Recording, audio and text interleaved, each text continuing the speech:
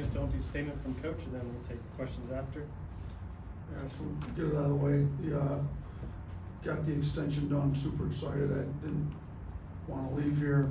I got a freshman, Lexi's a freshman here, and Jassie's in 8th grade, girls in 5th grade. They moved enough. We wanted to be here. Greg's been a great boss to work for, unbelievable. Dr. Bell's great president to work for, and the board's been super supportive, you know, fast all the way down. So we've wanted to stay here. We're having a successful season. It's great to have the players we have. It's, extension's done. We're not going anywhere. Didn't want to go anywhere, so that just puts to rest all those rumors. Helps in recruiting. Helps bring some stability to the program, and we can get back to concentrating on basketball games and moving forward. So, you know, as far as LSU goes, you know, this is the 3rd team we played for the 2nd time. You know, the first time was Mississippi State. I thought they were more improved than us the 2nd time around. Vanderbilt was the 2nd one. We were more improved than Vandy for the 2nd time around. Now LSU's been a lot better at home than on the road. We obviously beat them by a pretty wide margin here, but they've been a lot better at home. You know, our guys got to understand, you know, the Vanderbilt game was coming off a loss. Can we be mature enough and disciplined enough to bring the same energy after a big win as we did after a big loss? So, you know, that's what remains to be seen. I hope our guys have matured a little bit and do that. So, you know, we're looking forward to the second half of conference play. The first half went well. We're trying to tell our guys we need to be better in the second half of conference play than we were in the first half. So, looking forward to seeing where our guys are at tomorrow. Charlie. You mentioned your daughters in your opening. Just how much did your family kind of grown to love Tuscaloosa as much as I know you work here and everything, but how have they kind of grown to enjoy their time there? Yeah, this is year 4 here, so we came after Lexi's freshman year, which is a hard time to move. So they've really grown to like it. They've got friends here. Lexi's freshman year, super involved. Their sorority, different things. You know, they like it. Tuscaloosa's a nice area to raise a family too. So I would like to be here a while. Brielle's in 5th grade. She's still pretty young, so we're trying to hang out here for a long time. Chase. Lunch on you today? Yeah, I got lunch, you guys. Not too many of you. What's the importance of getting a new arena built now? Obviously, the extension's a different thing, but how important is it for the program for that to get done and as soon as possible? I mean, Greg and I are on the same page with this. We both know it's a high priority. The department's fully behind it. You know, can't snap your fingers and it's done though. So Greg's working, President Bell and the Board of Trustees. I've talked to different members of the board. They all know the importance of it. We're all on the same page, to be honest with you. You know, we've had a number of donors give already to it, but we need more to give. It's where it's basically at. I mean, when inflation took the production costs, I believe Greg said it was almost $250 million to build the thing last week. So it's just we got to get the money raised, but fans have been super passionate about it. Look, I'll say this: hopefully every single one of our games is sell out the rest of the year. We're getting great support in here. I've said it before. The arena's a bigger deal for the fans, the donors, the people that come watch the game than it is for the players and the coaches that coach in it. We've obviously proven we can keep the program at a pretty high level, you know, here, but it is 100% a priority for Greg, myself, the entire athletic department, the university as a whole, and they're working on getting it done. But you know, it's a process. They're not putting a shovel in the ground next week that I know of. So we're going to keep working on it, and I know Greg's working really hard on it. I know. Katie. You mentioned starting the second half of SEC play. You've talked sometimes in post-game, after games about if we want to win an SEC championship, you got to do this, whatever. how much at this point is looking at the standings something y'all are doing at all and talking about the team and winning the SEC regular season, or is it just more focused on a game at a time? I mean, we're obviously aware of the top of the standings right now, but we don't talk to the team much about it, cause I don't think that does much good. I think you should be as locked in as you can possibly be for every single game you play, whether you're even up one, up two in the standings, it doesn't matter.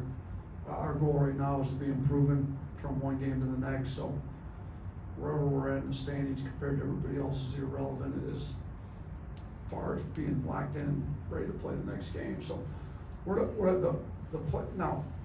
Today's day and age, like all the information's out there. The players have access to everything, so it's not like it's not out there. So but we don't talk about much because it doesn't have anything to do with our preparation for LSU, and after LSU, preparation for the next team, and follow, on and on and on. So we're really just trying to get locked into every day, having a great practice, and being prepared to play the next team we play. Mason. Don Woj has contributed basically every other facet of the floor, rebounding, playing solid defense, but the shot really hasn't started falling yet. What do you kind of see from him? Is he present too much, or is it a matter of him continuously getting more reps and getting back more to game speed? You know what? The injury didn't help him because he was really shooting the ball well in practice, like as well as anybody on the team before he was out for that extended time. I think he's just got to get back to feeling comfortable, get reps up. I mean, he's got to get in the gym and shoot, which we're having a lot of guys get in the gym and shoot. So, but the good thing with him is he's still being, like you said, he's productive in everything else. He's playing hard on defense. He's rebounding. He's a veteran with experience. He's just not making shots for whatever reason right now, but he's got 4 years of college experience, making them at almost 40% clip. So I think it's going to come kind of like we all knew Amari could shoot in practice, watching him, like that was going to come too. So last game that came for him. So hopefully we get all those wing shooters that we anticipated being great shooters this year for us, making shots at a high level. Amari, Ryland, and Dom, all three. It'd be great if we get them all shooting like that. Totally. He's talked about rematch games or just second leg games in the past. What do you tell your team after they're coming off of a 40-point win over LSU the last time they played? I mean, the last thing I told them in video this morning was it was the second half score was 47-44. So it's great. We came out and hit 14 threes in the first half and looked great. We didn't play very well in the second half. Our defense wasn't good. It was pretty much an even game the entire second half. So, and we're playing on the road this time. So, I think we got to play better, to be honest with you. We can't, come out and relax for 20 minutes. So we talked about having a full practice. You got to practice hard from beginning to end. You got to play the game hard from beginning to end. So we're just going to come out and play. So, look at the second half. They attacked us in ways that hurt us. We got to make sure Williams isn't getting any threes off. Got to make sure Miller's not getting any easy looks off. And they've got some shooters that can make shots. So one way to get upset is to give shooters open looks. You can't be giving their shooters any open looks. Question on Zoom from Mike. Go ahead, Mike. Yeah, just wanted to ask, you had mentioned, some of the rumors that were out there. Just how much have you had to deal with that on the recruiting trail, or just what has it been like maybe getting advances from other schools in terms of trying to gauge your interest? Yeah, so one good thing with having an agent is I don't take any calls from any other schools. And I basically told my agent to get it worked out here. I don't want to go anywhere, so I don't even know if anybody called him because he didn't let me know if they did. I didn't. So we really didn't have any talks with anybody else, to be honest with you. And there's not that many jobs open right now anyway. So it was more, we're in social media day, so everybody wants to put their 2 cents in out there. And people, you try to use it against you in recruiting. So it's obviously been brought up in recruiting. Is he going to be there or not? I've been asked that by recruits. The answer is real easy now. I'm not going anywhere. Buyout's big for a reason because I don't plan on leaving anywhere. I was a high school teacher not very long ago. I'm not paying a $12 million buyout. So we're here. It's the statement that we're here. We're building this thing. We plan on continuing to build this thing moving forward. We'd like to continue to bring in top 10 recruiting classes, and this is a statement that we're going to be here to be with them the entire time they're here. In the back. Not that I think that you've ever been someone who is particularly motivated by money, but after getting that big extension, what's your mindset to kind of stay, locked in, not get lax of days? It's a good point, and, I love working for Greg, and Greg and I have actually had some discussions just on coaches in general out there, and, I haven't been one that's been motivated too much by money. If I was motivated by money, I would have quit coaching a long time ago when I was making $4,500 as the basketball coach at Romulus, putting in 40, 50 hours outside of teaching to coach. So I coach because I love coaching. I love working with the guys. It is nice to be able to be compensated for it finally. There's a lot of high school coaches out there that put the hours I put in that aren't compensated for it like I am. But I hope it doesn't change me. I don't plan on letting it changing me. Look, I'll say this. Coach, we said it in Buffalo when I was debating whether to leave or not. Like, there's coaches that make a whole lot of money at this level. They go home miserable every single night because they're losing, and the money they're making doesn't really make them happy.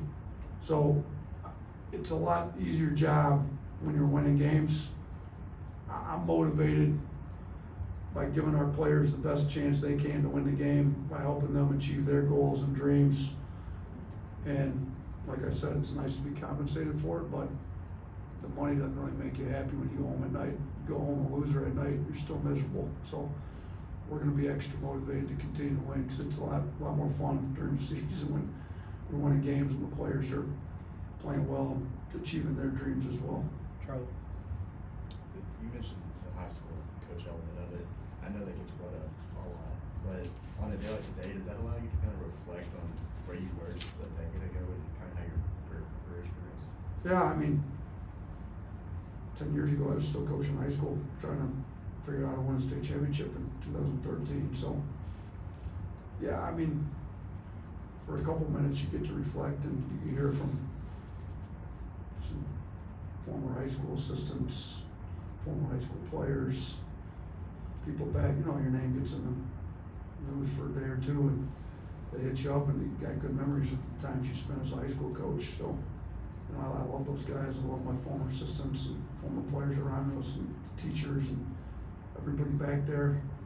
And it gives you good memories about what you were able to achieve with those kids. And the coaching's not that much different. There's more pressure, exterior pressure put on you at this level. Stakes are higher. At the end of the day, you got to have great relationships with your players. They need to want to play for you. You got to be able to game plan in and out. But there's a lot of similarities to it. It's just not it's not as out there in the media at that level. And to be honest with you, I think about it all the time. Like when you're a high school coach and you don't get scrutinized nearly at the same level as you do here, you can experiment with a lot more stuff. And I was able to really form my foundation of how I wanted to coach, kind of experiment in different things. Do the pressed one year, every single possession, didn't really like that. Open the floor. There's a lot of things that you figure out as a high school coach, and it was fun doing it. Gave me a lot of experience as a head coach for 11 years there. So, yeah, a lot of fond memories from that. Different times in your life you get to reflect on them. This is one of them. Last one. Good morning, Coach. If you don't mind me reading something for you, it says, "Consider it pure joy, my brothers and sisters, whenever you face trials of many kinds, because you know that the testing of your faith produces perseverance." Coach, with that being said, it hasn't been easy for you as a coach, as a man, as a father, as a supportive husband to Crystal. But what does it mean for you and your team to see another day to continue to persevere with the Lord's blessing in the future of the Alabama basketball team? Is that James 1 there? Yes. Yeah, it's good. I had that memorized at one point in my life. We've been through some adversity. Everybody in life goes through adversity, to be honest with you. Our family went through some adversity in the past. This program's gone through some adversity in years past, gone through some adversity in the last couple of weeks. So, you guys know I'm a man of faith, and as you read there, count it joy when you face adversity. So then why is it a joy to face adversity? Well, it makes you stronger. That's what it's about. So the strongest men, strongest companies, the strongest teams all face adversity, and it makes them stronger. Like, if you're weak and adversity comes, it ruins you. So I think you build a foundation for days where the adversity comes, and then you've gotta, you know, move forward based on your foundation you've got built, and try to help make you stronger. I think the adversity our team's faced the last few weeks, we've grown closer, tighter. Sure, I mean, we've had major life-changing adversity as well as just small adversity like losing a game. And a basketball game's not really that big a deal in terms of life, but we got handled pretty well at Oklahoma by 30+ points. Those, you know, your team can be very fickle at this age, you know, very inconsistent you can be. So how do they respond from, you know, being down 32 on the road to Oklahoma after you were ranked number 2 in the country? I think we've got great leadership. Guys stepped up. Okay, this could make or break us this game, and I think you saw how we responded. Hopefully, we don't have to continue to face adversity that we put ourselves under. Like, you know, face some adversity that's uncontrollable, but the stuff we have control over, let's try to, you know, do better at that. So, yeah, but that great passage. If I had memorized, I should probably go back and memorize it again at this point, but yeah, it was good. Thanks, Coach. Thanks.